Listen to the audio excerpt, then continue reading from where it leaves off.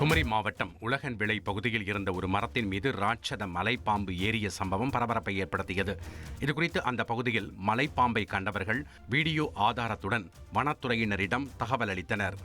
உடனே சம்பவ இடத்தில் நீண்ட போராட்டத்திற்கு பிறகு ராட்சத மலைப்பாம்பை பிடித்த வனத்துறையினர் அதை அடர்ந்த வனப்பகுதிக்குள் விட்டனர். இதுகுறித்த வீடியோ தற்போது வெளியாகியுள்ளது.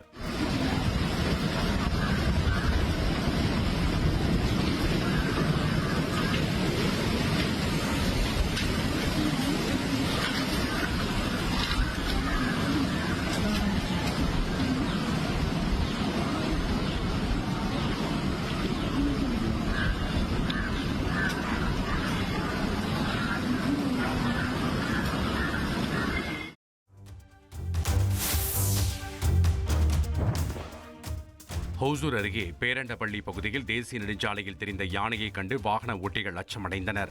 சாலையில் திரிந்த இந்த காட்டு யானை குறித்து அலர்ட் செய்யப்பட்டதால் வாகன ஓட்டிகள் ஆங்காங்கே உஷாராகி நின்றனர். பின்னர் காட்டு யானையானது வனப்பகுதிக்குள் சென்றதும் வாகன ஓட்டிகள் நிம்மதியடைந்தனர்.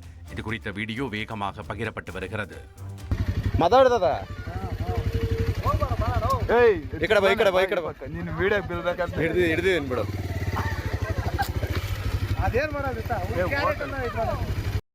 குமரி மாவட்டம் களியல் அருகே செயல்பட்டு வரும் தனியார் ரப்பர் ஷீட் உலர்கூடத்தில் திடீரென தீப்பிடித்து எரிந்து பல லட்சம் ரூபாய் மதிப்பிலான பொருட்கள் எரிந்து நாசமாகியுள்ளது.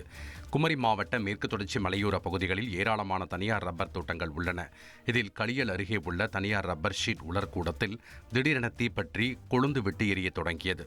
அங்கு பணியாற்றிக் கொண்டிருந்த 10க்கும் மேற்பட்ட வடமாநில தொழிலாளர்கள் அங்கிருந்து வெளியேறி அதிர்ஷ்டவசமாக உயிர் தப்பினர். ட்ரெண்டை ஃப்ரெண்ட் ஆக்கிக்கோங்க. தந்தி டிவியின் சப்ஸ்கிரைபர்ஸ் அண்ட் ஃபாலோவர்ஸ் குடும்பத்தில் நீங்களும் இணையுங்க.